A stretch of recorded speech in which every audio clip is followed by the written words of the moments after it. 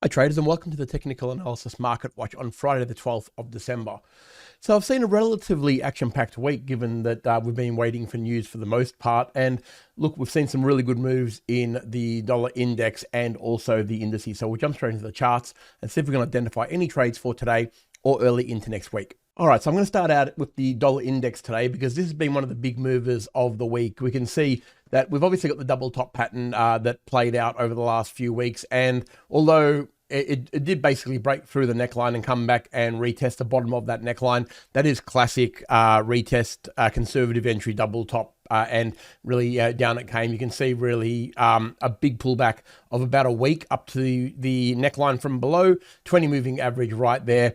And then down it came. Look, it's effectively in a progressive downtrend now. You can see, prior to the move down, we can see we had the higher low sequences all the way up to basically hit that peak. 3 indecision candles in a row was, I guess, a bit of a telling factor now in hindsight, but it gave us plenty of time to get on board on the short on its way to the neckline. We were hoping that it would go longer because really a stronger dollar is better for everybody, I think, but it failed to do so. And even here at the last line of defense, it pulled back up to the neckline. Classic technical analysis, and down it came. And we're about to get a 20-50 moving average cross now.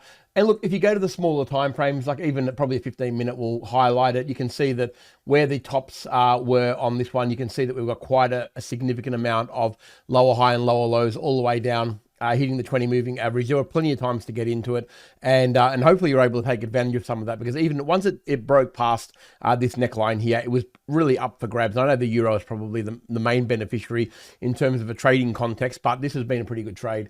And now the rot has seemed to have set in a little bit in terms of where it's probably going. And I think that we can probably find ourselves down at that low 98, mid 97.50, which is around this level here. That's more than likely the target now that we've broken through, especially if we get a 20 moving average cross.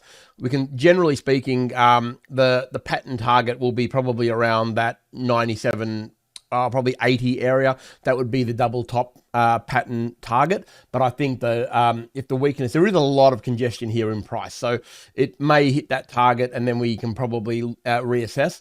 But it's just as likely to probably move on and hit the 97, sort of 60-ish area, because there's a lower high, lower low sequence on a daily chart now. There's no question about that. So we really need to be mindful about how the dollar index is tracking. Nothing short of a break above 98.80 would make me long this now, and even then it would be with a bit of trepidation, knowing that the moving averages are right in front of it. So just be really wary of that one, because it is starting to set in with a little bit of negativity, or more than a bit of negativity. Let's go over to gold, and look, gold's broken through this mini resistance, if you like. We had a consolidation period here of about a week and a half where we see a lot of wick candles, a lot of indecision, like we talked about the other day. But look, we've got the final breakthrough now. It's broken through. The daily close is above the 42.50, which is what we needed. You can see we've got that nice and clear. And I think we've got a pattern that is giving us higher lows that it's got enough momentum to probably carry it through to the all-time high. I think that would more than likely be the target that I'd be looking for. If we see any pullbacks, look, if you go to a smaller time frame, again, you'll see the patterns form. If you go back a little bit here, you can see the high low sequences. Then it got stuck. Then it came down, pulled back, and off it went. So it's one of those ones where once it picks up momentum, gold, the targets that have already been reached are easier to trade than all-time highs. So, and when I say all-time highs, I mean breaking into all-time high territory. So the fact that this has got an all-time high here of 43.70 makes it a viable target, given that we've already seen a high low sequence out of a pattern, and now that we've got a break to the upside. So really, I think probably the $80 to $90 upside is probably the best play. I wouldn't be looking at shorting this at this stage, not until it's trading with a daily close under the 20 moving average, and that looks like quite a bit away. So yeah, only long opportunities, I think, for gold, and just take pullbacks to the smaller time frames to join in the trend, looking for that all-time high again prior to Christmas. We'll go, speaking of all-time highs, we'll go to the Russell 2000, which has also hit another all-time high. Big trading session in the last couple of days here. Actually, both sessions have been very strong. This is a bit of a proxy for what we expect to happen in the other indices when this one is running before them. And I think almost for the first time ever, this has actually hit an all-time high before the S&P has hit an all-time high. So And look, you can see the S&P basically equaled its high today, or all but a point or two off its all-time high. But the Russell's the one that's the star of the show at the moment. It's basically broken through. You can see that we've got a really, really good move. The last one sold off quite significantly, but this one has come back with a vengeance. And realistically, round numbers is probably what I'd be aiming for here. I mean, it's only a very small move up, but probably 2600 would be the area I'd be looking for some resistance. Well, I'd only be looking for pullbacks to around that probably 2550, which is where the role reversal is now. If it does pull back, and if the 20 moving average catches up, especially that will be the level we'd be looking for, because that gives us that extra support, of course. So really nice trading on the Russell. And again, if you go to a smaller time frame, you'll see it play out. You can go to an hour. You can see how it played out on an hour. It was flat there for a while, then had a big push up, pull back to the 20 moving average, and then off it went. For the scalpers who are trading intra-session, same deal really, 15-minute chart. We had the big push up. That was on the FOMC minutes, then it came back, and then the higher low sequence started. And you can see that we basically got it all the way up off the 20 moving average into an all-time high. So really, really good trading on the Russell 2000. I wouldn't be, overly ambitious about where it's going to go, given we're leading into Christmas, and we could see a little bit of a Christmas rush, but we might see a pullback before then. And I think that pullback will be around that 2550 would be the area I'd be looking for, and then maybe look at a reload and aim for the highs that it will reach prior to doing that. That would be the plan on the Russell. So pretty good trading there as well.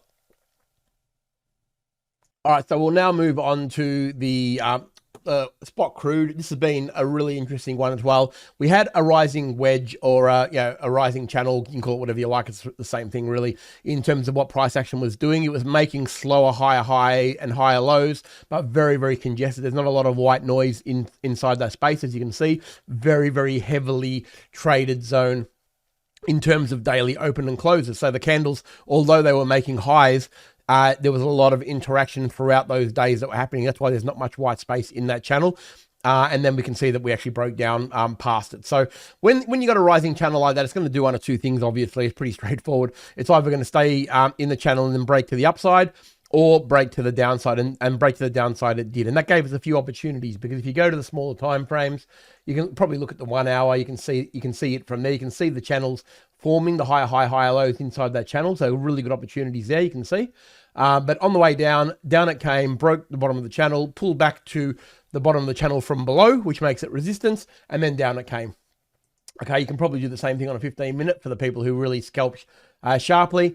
But again, once it did, broke down, pulled back to the channel, and then down it came. So not bad trading on oil. Look, the only problem and my gripe with oil at this level, and it effectively already hit our target. I mean, the target we set for it was around that 57. It's already done that. 57 is an extraordinarily heavily defended zone. So you've got to be really careful at this area that we do see a potential rejection very, very sharply. You can see these rejections are very aggressive and sharp. So just be careful. I'm not a big fan of shorting it any lower than this boundary. I think we've already had our fun. We've already got our target at the 57. I'm very reluctant to short it. The only way I would short this now is if it actually broke through, came back and tested it from below to find resistance there, and then maybe we'll look at it. But oil is one of those ones that does defend its zones very heavily. So I'm not keen on the short now. And more than likely, I'd be looking for the top of that horizontal or rising channel. That would be my target now, or the 20 moving average. Both of those would make a scalping target. That would be a reasonable expectation. And we'll have a look at Bitcoin. Look, Bitcoin's had an interesting sort of week. You can see we've had quite a few spiky candles. It's trying to break higher. You can see we've got a higher low sequence forming from the base. In my mind, it has to get above here. It's got to get basically above 94,000 with a daily close in order for me to be excited about this one. If we get a daily close above these levels, then I think it opens itself right up to a move, in the first instance up to 101 and then up to 107. There's not a lot of noise in between. So realistically, if we can get a daily close above 94, I think it looks really good for a 101 move from there. But it's trying very hard. It's had rejections 3 times in a row now. But this candle here has pulled itself back above the 20 and above the all-important 92. So if we just get a little bit more momentum and close just a little bit above here, I think that really gives us an opportunity to get to that 101,000 from here. A reasonable expectation that we can see that move. Not keen on the short unless it's trading underneath 89 again. So really, it looks more upside bias than downside Bitcoin for me. I wouldn't be that keen on the short given that we've seen a higher high, higher low sequence. So I hope everyone's had a great week's trading. We've seen some really good levels hit again. Have a fantastic weekend, and I hope to see you next week where we're rounding out the year quite strongly on a lot of the indices. And a lot of the things that we talk about each and every week are hitting very, very key levels. So I look forward to seeing you then. Thanks, everyone.